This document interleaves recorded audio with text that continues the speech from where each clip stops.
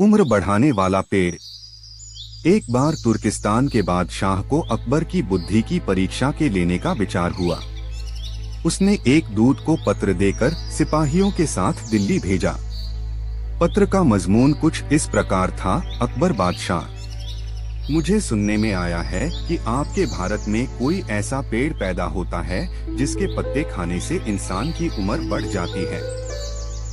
यदि यह बात सच्ची है तो मेरे लिए उस पेड़ के थोड़े पत्ते जरूर भिजवाएं। बादशाह उस पत्र को पढ़कर सोचने लगे।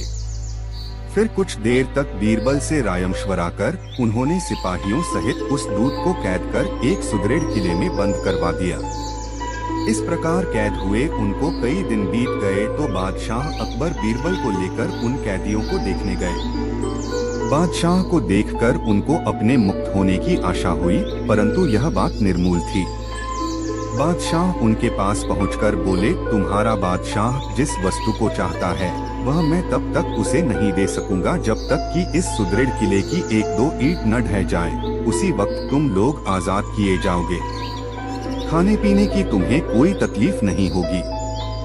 मैंने उसका अच्छी तरीके से प्रबंध करा दिया है।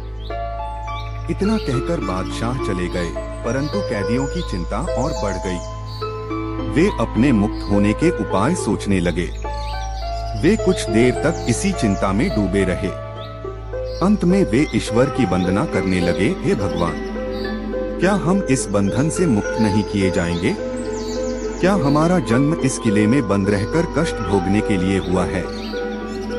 आप तो दीनानाथ हैं, अपना नाम याद कर हम असहायों की भी सुध लीजिए। इस प्रकार वे दिल से प्रार्थना करने लगे। अंत में उनकी प्रार्थना का असर हुआ, ईश्वर की कृपा हुई।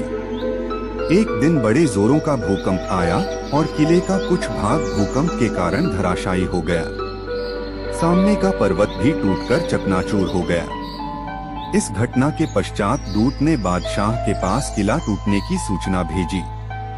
बादशाह को अपनी कही हुई बात याद आ गई, इसलिए उन्होंने दूत को उसके साथियों सहित दरबार में बुलाकर बोले, आप लोगों को अपने बादशाह की नियत मालूम हो गई होगी और अब उसका उत्तर भी तुमने समझ लिया है। यदि न समझा हो तो सुनो, मैं उसे और भी स्पष्ट किए देता हूँ। देखो, तुम लोग गिनती में केवल 100 हो और तुम्हारी आँख से ऐसा सुदृढ़ किला ढह गया।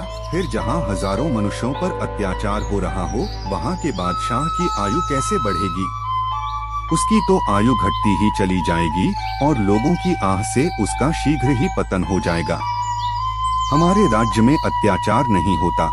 गरीब प्रजा पर अत्याचार न करना और भली भांति पोषण करना ही आयुवर्धक वृक्ष है। बाकी सारी बातें मिथ्या हैं।